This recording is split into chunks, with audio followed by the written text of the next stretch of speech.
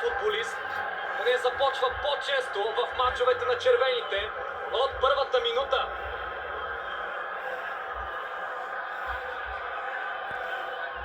Въпрос, чието отговор няма как да намерим лесно, но определено Петко Панайотов даде явка. Даване на повече игрово повежда на стадион Огоста в финалните минути от добавеното време. И ЦСКА е на път изключително драматично да си тръгне от северо-западната част на България с пълния комплект от точки. Единственият момент от сблъсъка, в който отбраната в синьо се пропука, беше използван от играчите на Христо Янев.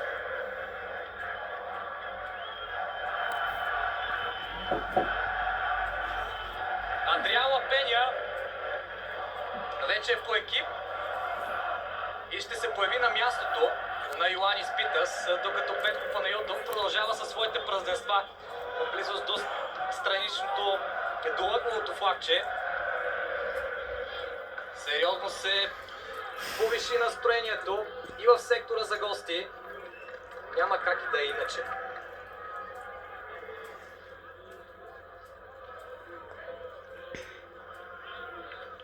Човекът за трудните моменти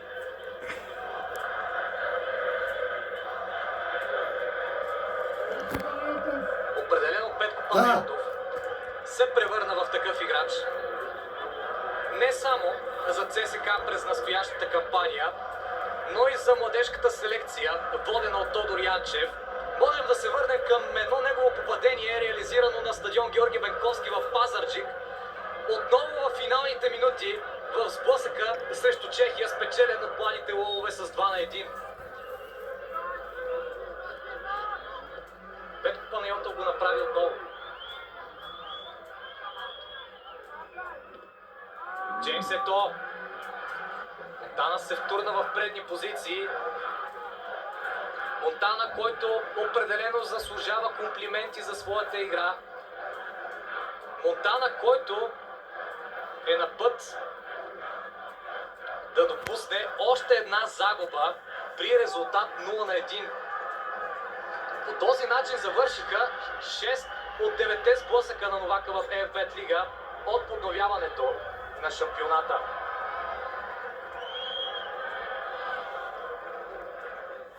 Иван Коконов е действал чисто срещу Джеймс Ето.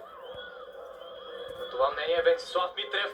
Последен съдийски сигнал от главния арбитър. ЦСКА си тръгва от стадиона Госта с пълния комплект от точки. Футболистите на Христо Янев могат да празнуват. Да, днес ЦСКА отново не беше убедителен в своята игра, но ЦСКА направи още една изключително важна крачка към постигането на своята крайна цел. Големия герой за червените Петко Панайотов, появил се от резервната скамейка Монтана, остава с празни ръце. Уважаеми зрители, разделяме се за кратко от стадион Огоста. Вие останете с нашото коментарно студио и с отзивите, които Виктор Пенев ще събере за вас. От мен Иван Карайванов, лека и спокойна вечер.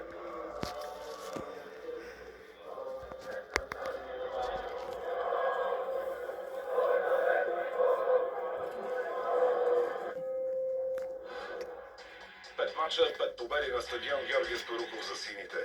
Остава една стъпка преди да изпратят редовния сезон с 100% за годината актив на свой терен и да бъдат готови да посрещнат предела на самочувствието си своите съперници в решителните битки за титлата. Но те са предупредени. Преди година допуснаха грешка тук срещу кърджалийци. Ще бъдат ли на 100% сега? Гледайте Левски Арда.